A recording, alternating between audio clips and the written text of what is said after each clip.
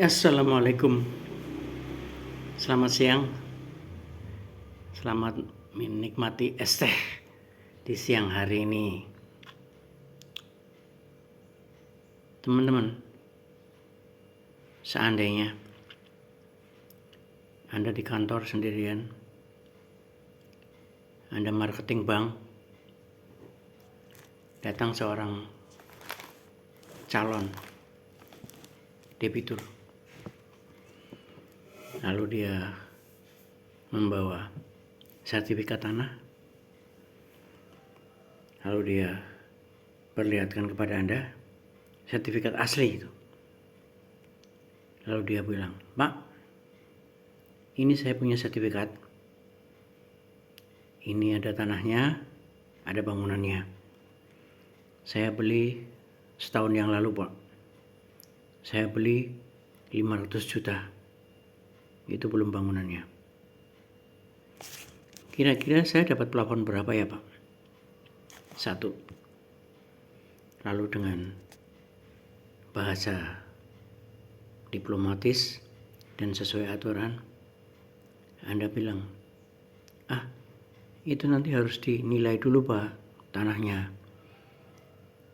Kalau sudah diketahui nilainya, baru saya bisa bilang perkiraan plafonnya.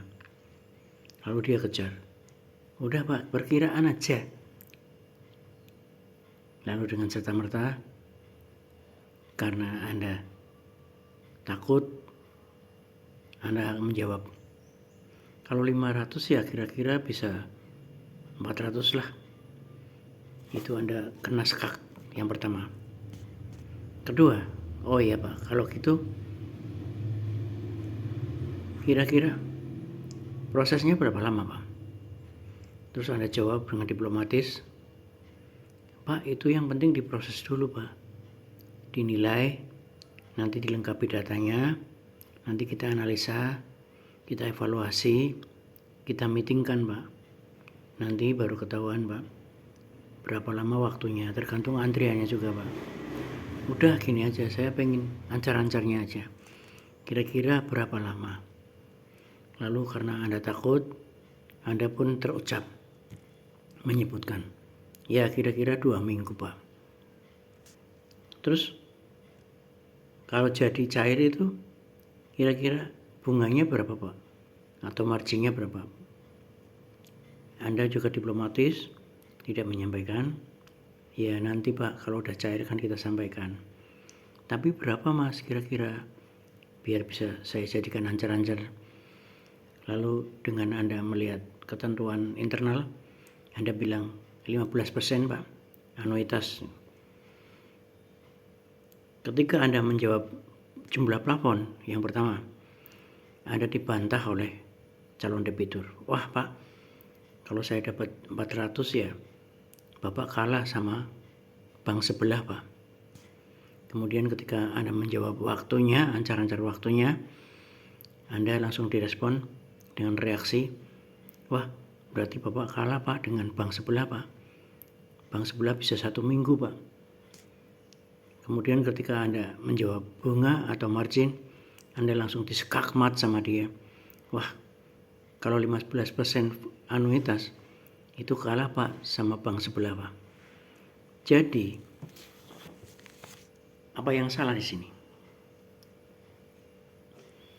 Yang salah di sini adalah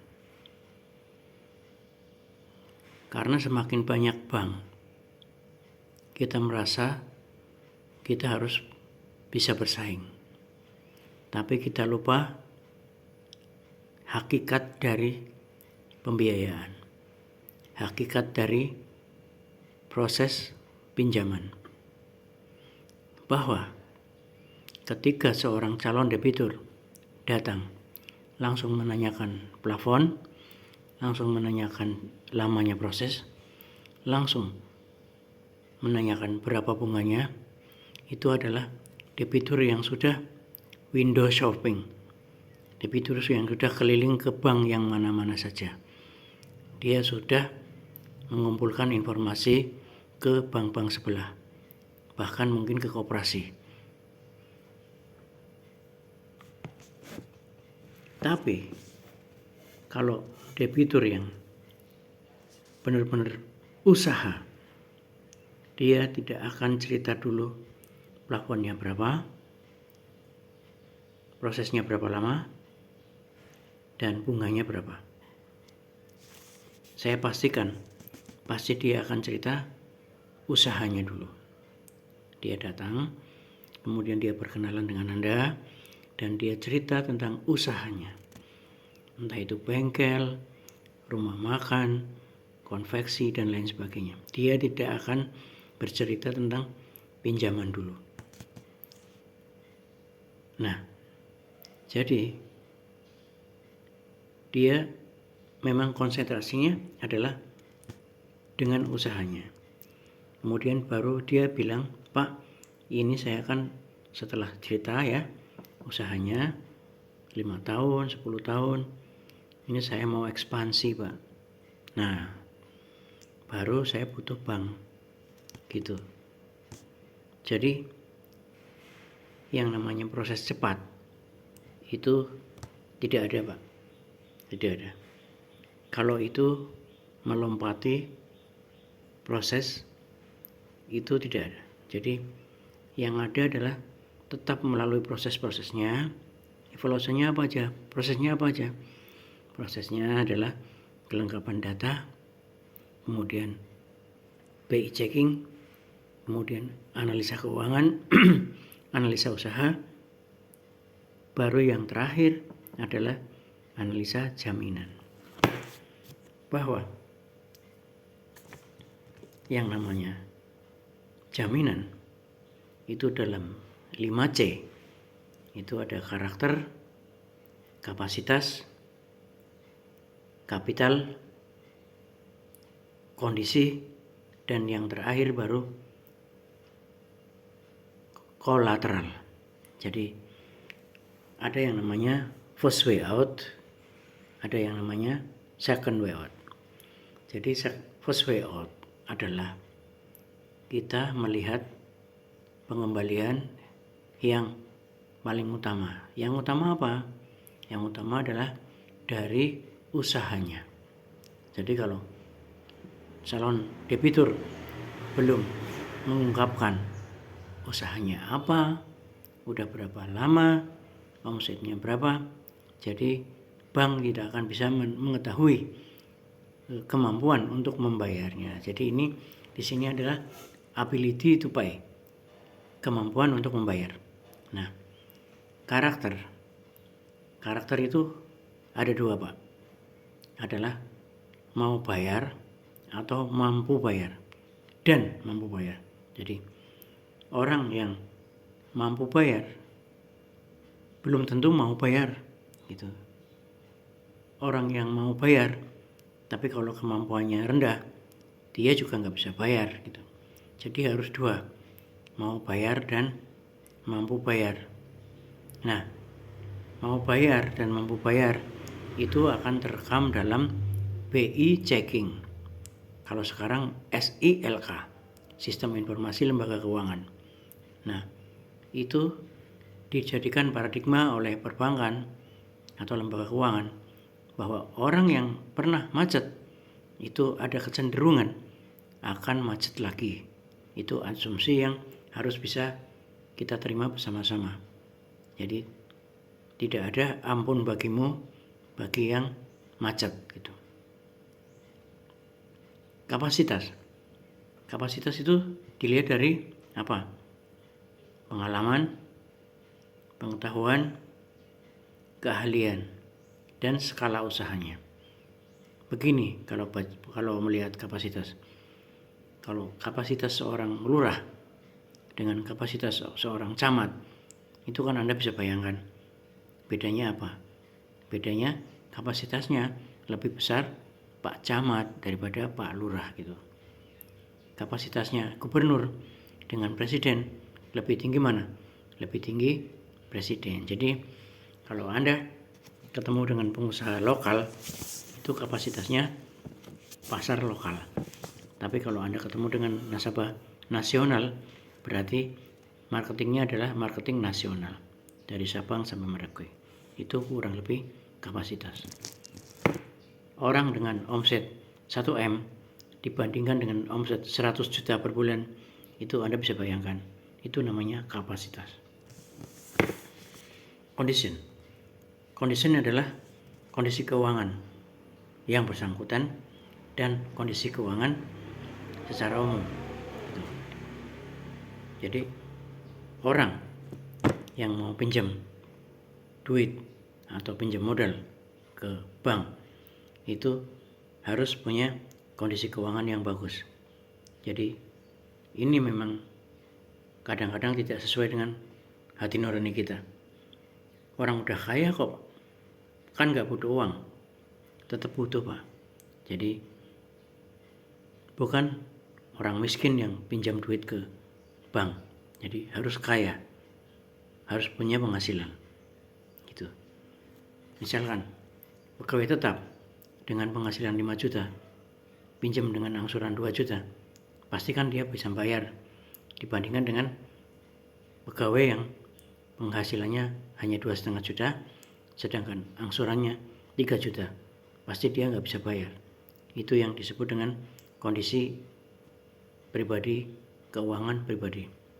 Yang kedua adalah kondisi keuangan secara makro. Maksudnya begini, kalau Anda jualan ayam, itu harus dilihat apakah perdagangan ayam hari ini sedang bagus atau sedang terpuruk. Industri tekstil, apakah hari ini sedang dalam kondisi yang baik atau sedang banyak masalah gitu. Itu adalah kondisi secara umum. Baru kita lihat kapital ya. Jadi bahwa yang pertama, tidak ada orang pinjam duit di bank yang belum pakai modalnya sendiri. Jadi usaha baru itu tidak ada pembiayaan dari bank. Jadi bank adalah membiayai usaha yang lama yang membutuhkan dana tambahan. Jadi namanya dana tambahan Pak. Jadi bukan dana utama. Dana utamanya adalah modal sendiri gitu. Kalau modalnya dari asing, dari luar, itu masuknya ke Ventura, bukan ke bank gitu. Jadi memang harus kuat. Nah, modal yang kuat itu seperti apa? Nah, kan ada modal awal, kemudian keuntungan yang bertumpuk-tumpuk setiap tahun yang menambah modal lagi, itu adalah modal yang kuat. Jadi selalu bertambah dari modal sendiri. Hanya karena penambahan keuntungannya itu tidak mengejar kebutuhan ekspansinya, misalkan dia mau buat pabrik baru karena permintaannya meningkat, ditambah ekspor mungkin kayak gitu, jadi dia modal sendirinya separuh, modal dari banknya separuh. Jadi tidak semuanya dari bank gitu. Itulah kenapa modal itu dilihat. Jadi sekali lagi tidak ada modal dengkul bisa mengajukan pinjaman ke bank. Nah, yang terakhir baru kolateral Pak. Jadi kolateral adalah jaminan yang ditunjukkan tadi, sertifikat tanah, sertifikat rumah, atau BPKB, itu adalah cadangan kedua setelah kita yakin dengan 4 faktor yang pertama tadi: karakter, kapasitas, kondisi, dan kapitalnya.